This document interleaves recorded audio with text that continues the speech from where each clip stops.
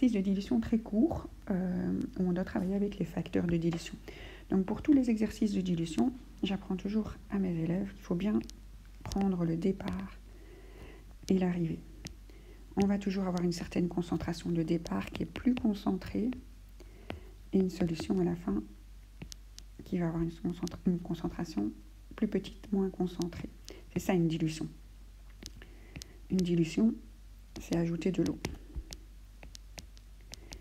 Et quand vous ajoutez de l'eau, vous avez quelque chose comme une grenadine très, très concentrée, vous ajoutez de l'eau, vous avez de l'eau à la grenadine beaucoup moins concentrée.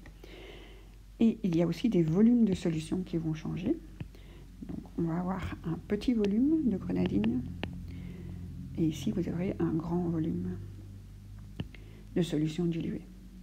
Ça va ? Donc la concentration est petite avec un grand volume ou la concentration est grande avec un petit volume. Donc c'est vraiment quelque chose qui, c'est pas des vases communicants mais presque. Ok, alors quand on me dit après dilution d'un facteur 4 fois, donc le facteur de dilution, c'est ce qui va diviser la concentration. Donc la concentration, elle est divisée par le facteur de dilution.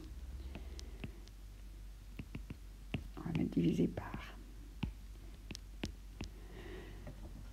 Donc si je dilue 2 fois, j'aurai 2 fois moins de concentration. Si je dilue 10 fois, j'aurai 10 fois moins de concentration.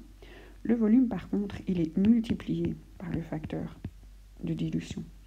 Si je veux avoir une dilution par 2, je vais mettre le double de volume. Je vais rajouter le même volume d'eau à ma solution et j'aurai dilué par 2. Ok. Alors, les informations que j'ai, c'est j'ai obtenu 1200 ml. Donc, j'ai obtenu, c'est bien quelque chose que j'ai à la fin. Ma solution est 0,4 molaire, c'est bien ce que j'ai à la fin. Alors, molaire, ce grand M ici, ça signifie aussi 0,4 mol par litre. C'est donc bien une quantité de mol à gauche, à droite, de soluté par litre de solvant. Ok, alors, quels étaient mon volume et ma concentration de départ? Donc on me donne le facteur de dilution. Et donc on me dit que ma concentration a été divisée par 4. Ça c'est mon facteur de dilution. Et on me dit aussi que mon volume a été multiplié par 4 à partir du départ. Du coup, quand vous allez dans l'autre sens, quand vous essayez à partir de ce que vous avez à la fin de retrouver ce que vous avez au départ, si vous avez dilué par 4, votre concentration de départ, elle était multipliée par 4. Donc au retour, on se dit, mais ma solution était multipliée par le facteur de dilution. Multiplié par.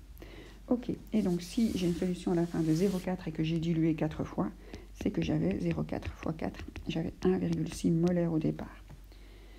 Pareil, pour avoir 1200 ml à la fin de ma solution, j'ai dû partir d'une solution qui était 4 fois plus petite. Donc je divise par le facteur de dilution. Je vais diviser par 4.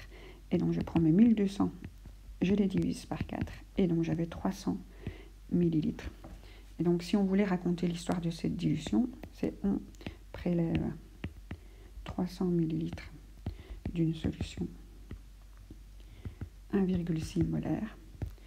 On la dilue 4 fois en ajoutant de l'eau jusqu'au trait de 1200 millilitres dans un ballon jaugé. Ça, c'est si vous faites des dilutions au laboratoire. Il faut toujours utiliser un ballon jaugé, prendre le volume que vous voulez, prélever la quantité nécessaire. Donc ça, c'est des 300 millilitres, 1,6 molaire, et puis ajouter de l'eau jusqu'au trait du ballon que vous avez bien ajouté.